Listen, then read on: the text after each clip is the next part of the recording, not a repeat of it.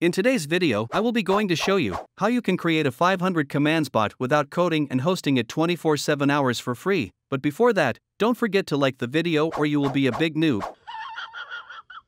Besides that, I also made videos about a bot dashboard without coding and a free domain for 1 year, so make sure to watch those. The links will be in the description. Alright, let's start.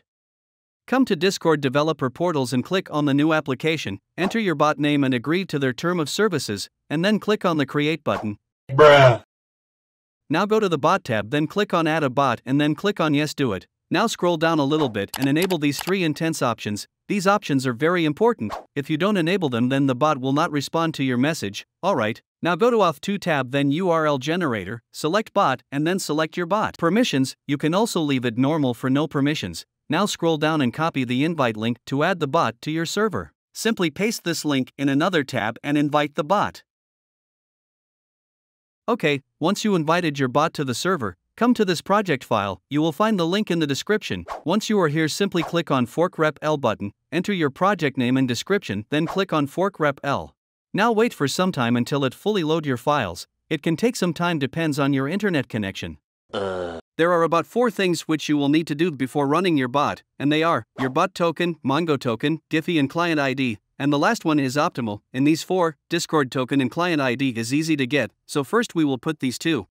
To get started, come to the tools sections and there find secrets option. Now, in the key section type Discord/token. Make sure the key name is same as written in the env example or your bot will not work. Go to developer portals and then bot tab. After that, click on reset token and enter your 2FA code if you have enabled. After getting your token, copy it and paste it in the key box. After that, click on add a new secret, then type client ID in the key box. Make sure the letters are same as the example. Now, go again to developer portals and go to auth2 tab and then general. Copy the client ID of your bot and paste it there.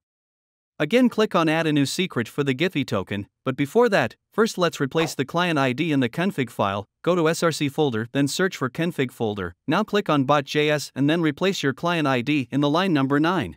Once you did that, now you are ready for the Giphy token. Write the Giphy token as a key, and to get the API key, come to this website. You will find the link in the description. After signing up, you will see something like this. To get the API key, click on create an app, then select API key, as we need the API key only. After that, enter your app name and description and then click on create app.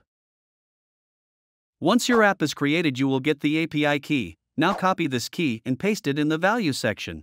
After that, again click on add new secret and type Mongo token. Make sure the letters and word is same as it is in the example. Now it's time to create a MongoDB URL. Try to watch this part carefully because a lot of people facing problems while creating MongoDB, so that it don't create any problem for you.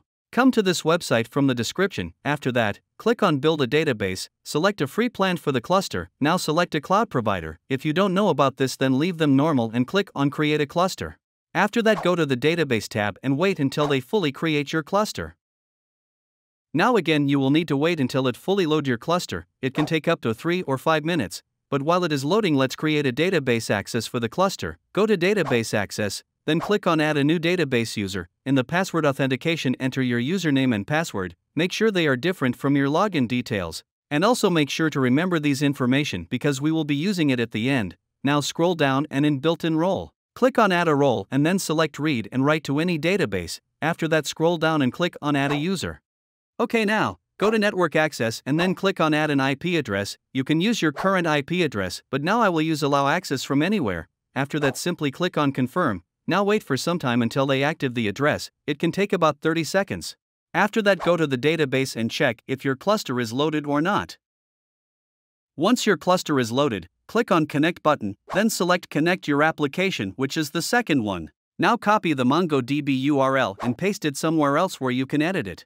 Now the last thing is, you will need to remove the password word from the URL, and instead of this, you will need to enter your own password which you used at password authentication. Now copy the URL and paste it in the value section. After you've done those things, you'll have to set up a log channel so that you can monitor how the bot is performing. Go to src folder, then data, and after that click on webhook.json. Here, you will have to put your webhook token. To get the token, go to your server in which the bot is, then select a log channel, then right-click on that channel and go to Edit Channel. Click on Integration, then click on Create a Webhook. copy the webhook URL and paste it somewhere. Now all you need to do is to simply copy the token from your webhook URL. Now replace your webhook token with all the tokens which are in the code. After that, you will have to replace your token ID. Go back to the webhook and copy only the ID from your webhook and replace it with the ID which is present in the code. After completing, simply click on the Run button and wait for the process to be done. It may take some time depending on your internet. To check the bot if it's online or not, simply go to the log channel which you have selected, and if you see these commands messages, then it means that your bot is working fine. Now all you need to do is use the bot command, as Discord now supports /commands, so you don't need to use any other prefixes because it only supports /commands. You can use the main menu to select your page. And also, if your emojis are not working, then don't worry. When you move to another page, then it will automatically start working. Okay, now let me show you how you can host it 24/7 hours for free. When you run the bot, you will see this link on REPL. Copy this link and come to the Uptime Robot website. You will also find the link in the description. After signing up, simply click on Add a new monitor. In monitor type, select HTTPS. Then enter your monitor name which you want, and paste the project link which you have copied. After that, simply click on Create Monitor. Click on Continue with slower monitoring and again click Create Monitor, and then click on Create Monitor with no alert. Now wait for some time until it uploads your bot. It may take about 1 to 2 minutes, so after that time reload the page and your project file should be running. If you see this, it's mean that your monitor will now 24/7 hours online. So this is the end of the video. If you have any problems, then feel free to ask me in the comments section. Thank you for watching and peace out.